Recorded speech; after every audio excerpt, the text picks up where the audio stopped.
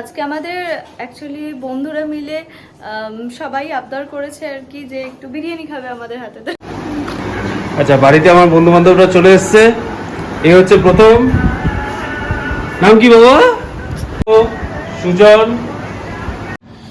চরম হয়েছে, চরম।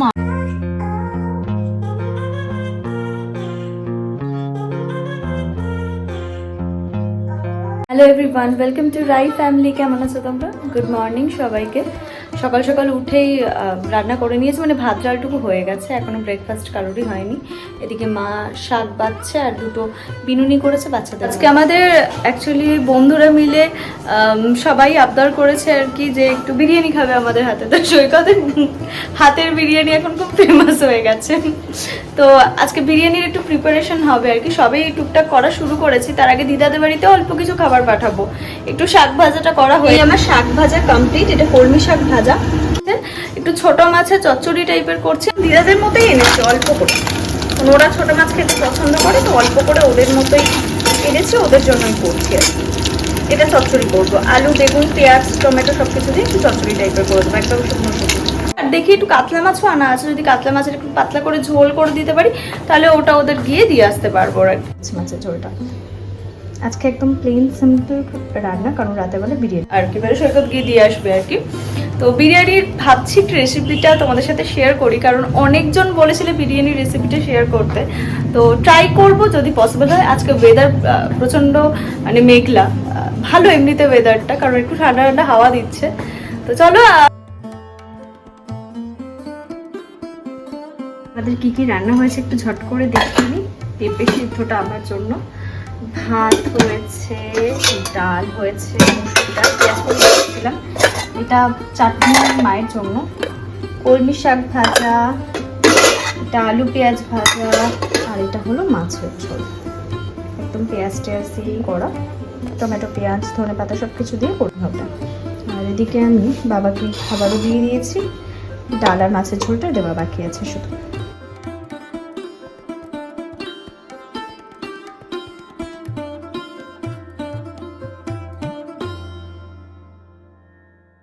এত কিসের রে তোর?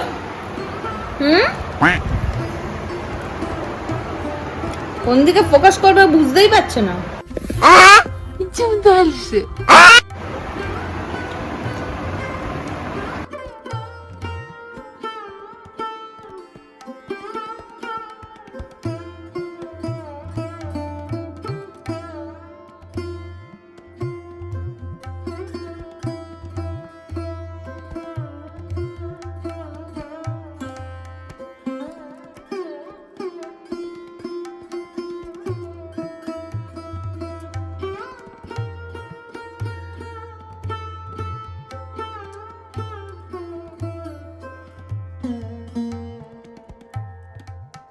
প্রথমে একটু লবণ, একটু লেবু,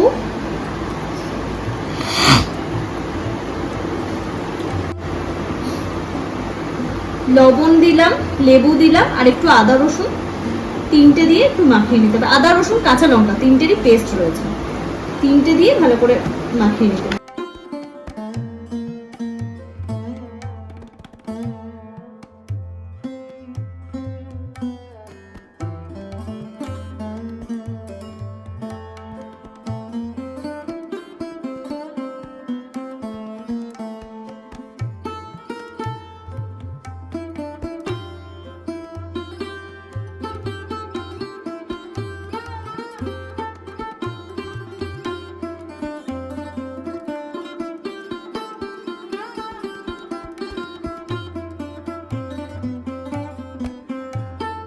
এটা একটু ঈষৎ উষ্ণ দুধ আছে, একদম হালকা গরম করা, এর মধ্যে কটা কেশর।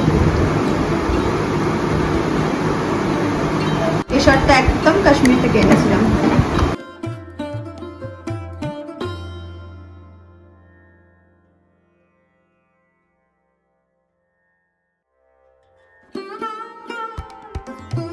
আচ্ছা, এটা কতটা মাংস টোটাল সৈকত? মাটনটা কতটা? 1 কিলো 200 গ্রাম। 1 কিলো 200 মাটনের মধ্যে কতটা পরিমাণ কেওড়া, কতটা পরিমাণ গোলাপ দিয়েছো? এটায় গোলাপ জল আছে, কেওড়া জল আছে, আর আতর আছে, আর কেশর আছে। এটা আমাদের এখানে দোকানেই বিরিয়ানির মশলাটা পাওয়া যায়, যা একটা সামরিক মরিচ পড়ে গেল।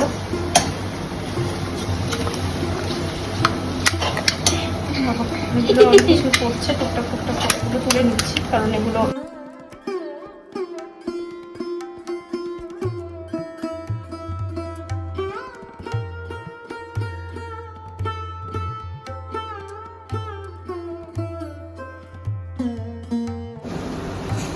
আচ্ছা একটু জিরে লাগবে, নর্মাল জিরে, তেজপাতা,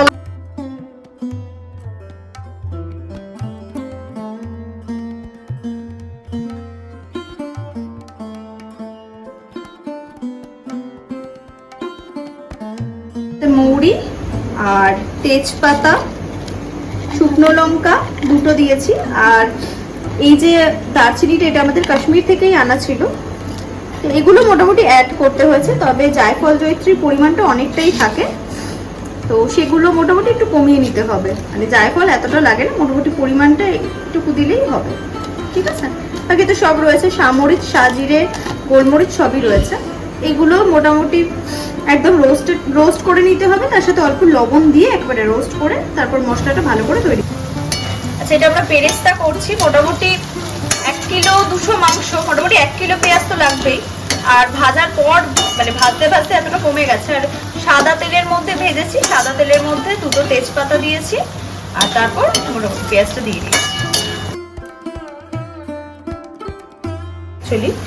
ওই আজকালকার কিছু কিছু পেঁয়াজের ওই রঙগুলো এমন এক্সট্রা বাদাম মানে কালচে টাইপের বেগুনি, কালারটা তার জন্য এরকম এসেছে। এর মধ্যে ডাইরেক্ট এবার জল ঢেলে দিতে হবে।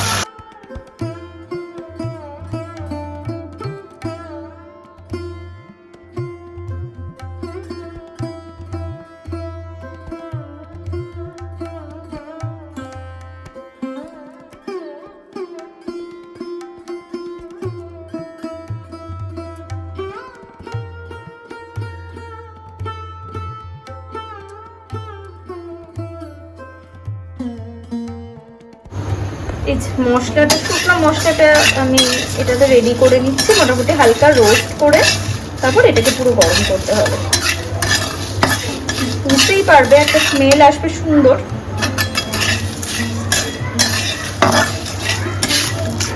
এই ধোঁয়াটা কিন্তু এটার না। ওহো, নিচে একটা বাটি বসানো আছে, আমরা তো মানে একটা থালা বসানো আছে, আমি সেটা খেয়াল করিনি।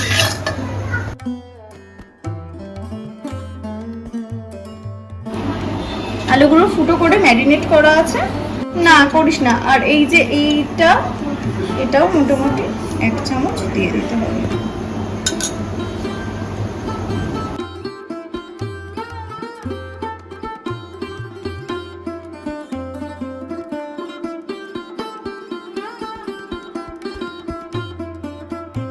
বেরেস্তার যে জলটা দিয়েছিলাম সেটার মধ্যে যে আলুগুলো ম্যারিনেট করা ছিল ওগুলো দিয়ে দিয়েছি, ঠিক আছে। আর মাটনের চর্বিগুলো দিয়ে দিয়েছি।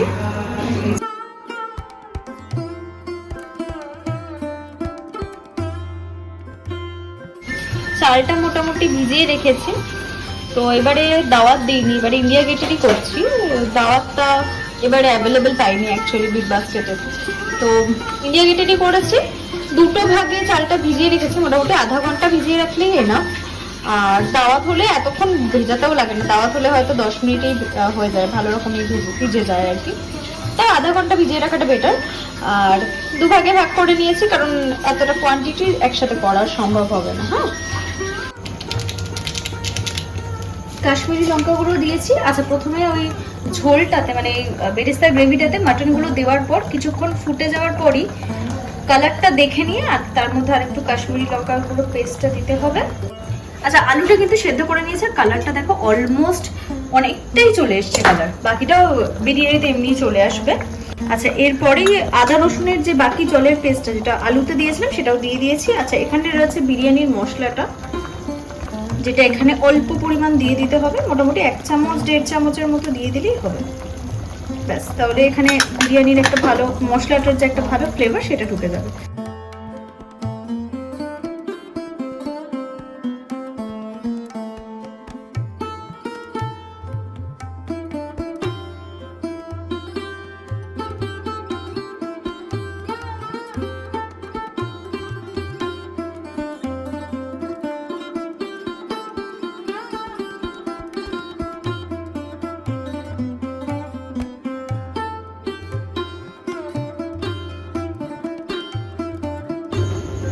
মোটামুটি এই যে গ্রেভিটা পুরো রেডি।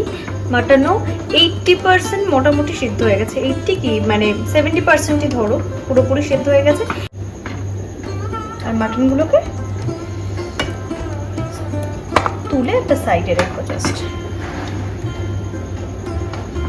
চর্বি পিস আনলে এই একটা সমস্যা, চর্বির অর্ধেকাংশ পুরো গলে যায়।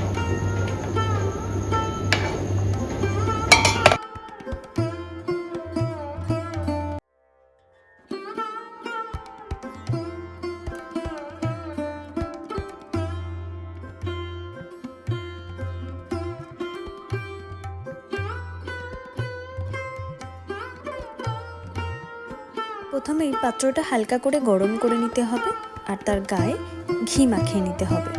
তারপর মাংসের গ্রেভিটা প্রথমে দিয়ে দিতে হবে, তারপর মাংসগুলো দিয়ে দিতে হবে সাজিয়ে। তারপর একে একে আলু আর আলু বোখারা এটাকেও নিচে একদম সাজিয়ে দিতে হবে। তার উপর দিয়ে আবার মাংসের গ্রেভিটা অল্প করে একটু ছড়িয়ে দিতে হবে।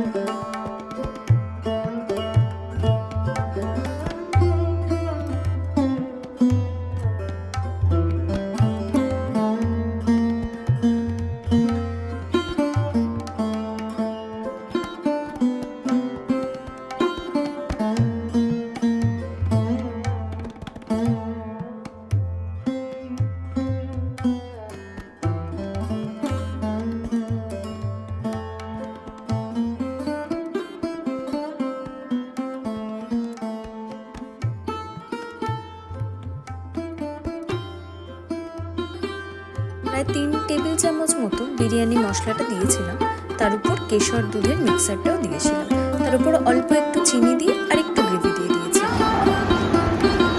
চালটা মোটামুটি 80% হয়ে যাবে। ওই অবস্থাতে এরকম ডাইরেক্ট ছেঁকে ছেঁকে অত ঘাটিও না।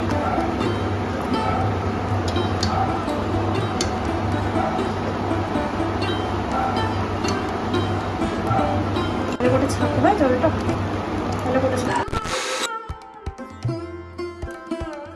এই চালের জলটা যেটা ফুটছিল সেটার মধ্যে গোটা গরম মশলা দিয়েছিলাম, তেজপাতা দিয়েছিলাম, কাবাব চিনি দিয়েছিলাম আর পরিমাণ মতো লবণ দিয়েছিলাম, দিয়েই চালটা ফুটিয়েছিলাম।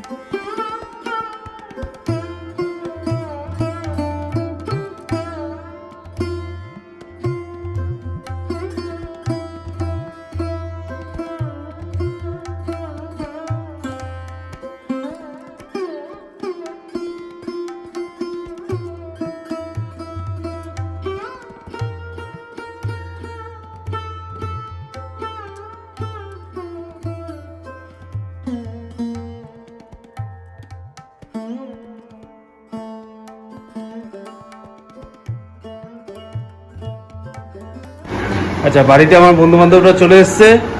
এই হচ্ছে প্রথম। নাম কি বাবা? বাবার নাম কি? আচ্ছা, লকু, পার্থ, সুজন, রবি। একটা স্পেশাল নাম, আমরা ওকে যাই হোক ডাকি একটা, সেটা ভাই আমাদের। এদের নিয়ে আজকে বিরিয়ানি পার্টি হচ্ছে।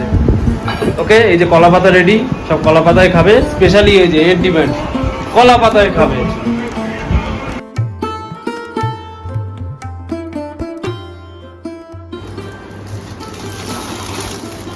हो बिरयानी अनबॉक्सिंग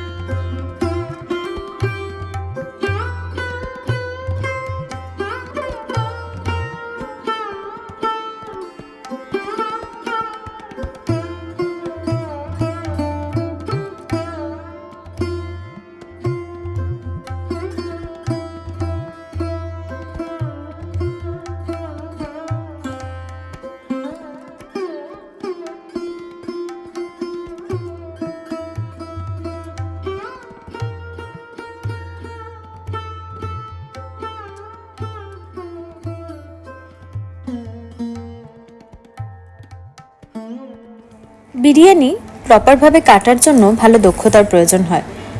এটা আমরা বিভিন্ন দোকানেও দেখতে পাই। নিচে ভালো করে মশলা রাইসটার সাথে উপরে কিন্তু সাদা রাইসটা উপরে ছড়িয়ে দিতে হয়। পুরো বিরিয়ানির রেসিপিটাই কিন্তু তোমাদের সাথে শেয়ার করলাম। আরও কিছু জিজ্ঞাসা থাকলে অবশ্যই কমেন্ট করো, আমি প্রত্যেককে রিপ্লাই দিয়ে দেবো। আর তোমরা কিন্তু নিজেরাও বানিয়ে খেয়ে আমাকে জানিও কেমন হয়েছে। ভিডিওটা লাইক, শেয়ার এবং সাবস্ক্রাইব করতে কিন্তু একদম ভুলো না।